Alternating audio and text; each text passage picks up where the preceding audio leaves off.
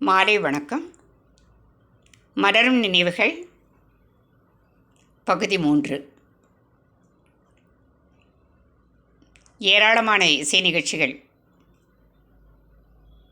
செய்திருந்தாலும் குடும்பத்தில் ஒரு கவனம், மறுபக்கம் மாலையில் நிகழ்ச்சிகள் இருக்கும்.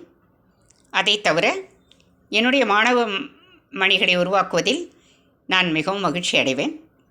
முக்கியமாக பிளேபேக் சிங்கர் சத்யபிரகாஷ் என்னுடைய மாணவன் என்பது சொல்லிக்கொள்வதற்கு மிகவும் பெருமைப்படுகிறேன், குருவாக நான். அதன் பிறகு ஏராளமான சுபாஷினி இவர்கள் எல்லோரும் திரையசியில் இப்பொழுது உள்ள top 10, top 5 Vijay TV Srinidhi Ramakrishnan என்னுடைய மாணவி என்று சொல்லிக்கொள்வதில் பெருமை அடைகிறேன். ஏராளமான மாணவ மணிகளை உருவாக்கியிருக்கின்றேன். இசை என்பது ஒரு உயிர் மூச்சு, சுவாசம். எதை பற்றியும் நாம் மனதில் கவலை கொள்ள வேண்டிய அவசியமில்லை. த ப்ராக்டிஸ் த மஸ்ட். குரல் வளம் இறைவன் கொடுத்தது. அவற்றை நாம் தினமும் காலை மாலை பயிற்சி செய்தால் அப்படியே இருக்கும்.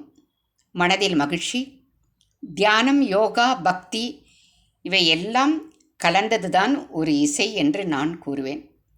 பூர்வ ஜென்மத்தில் நல்ல ஒரு புண்ணியமும் செய்திருக்க வேண்டும். நாம் கர்நாடக சங்கீதம் முறைப்படி படித்தால் எந்த இசையும் பாட முடியும், யாராலும். இறைவனின் அருள் வேண்டும். குரல் வளம் நன்றாக இருப்பவர்கள் கட்டாயம் பாட முடியும், எந்த வயதிலும் பாட முடியும். வயது ஒரு நம்பர், கணக்குத்தான். வயது என்பது இசைக்கு கிடையாது, கல்விக்கும் கிடையாது.